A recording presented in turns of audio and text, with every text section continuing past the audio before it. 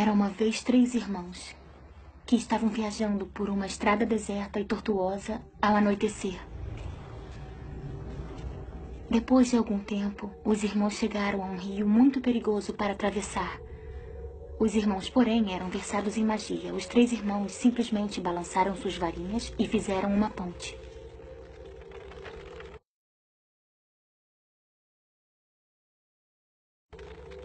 Antes que pudessem atravessar a ponte, tiveram o caminho bloqueado por uma figura encapuzada.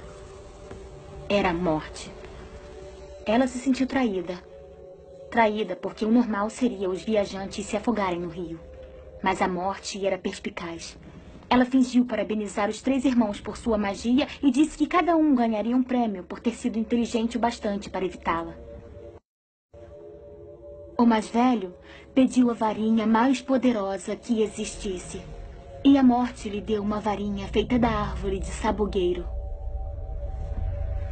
O segundo irmão resolveu humilhar a Morte ainda mais e pediu o poder de ressuscitar os entes já falecidos.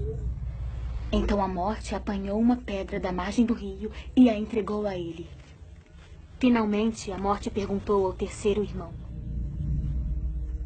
Um homem humilde.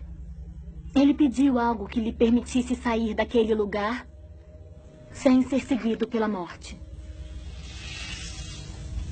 E a Morte, de má vontade, lhe entregou sua própria capa da invisibilidade.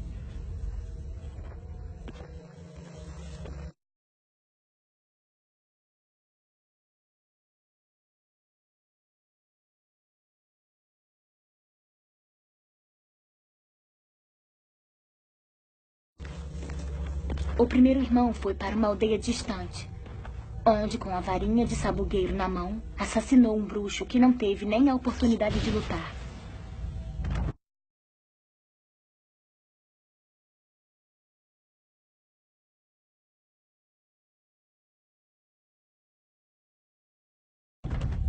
Tomado pelo poder que a varinha das varinhas havia lhe dado, ele seguiu para uma estalagem onde se gabou por sua invencibilidade.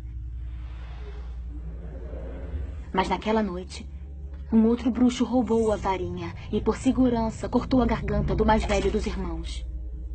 E assim a Morte levou o primeiro irmão.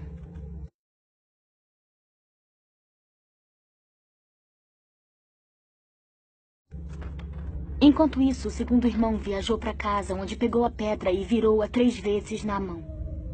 Para sua alegria, a moça que um dia desejara desposar antes de sua morte precoce apareceu diante dele. Contudo, ela estava triste e fria. Não pertencia mais ao mundo dos mortais.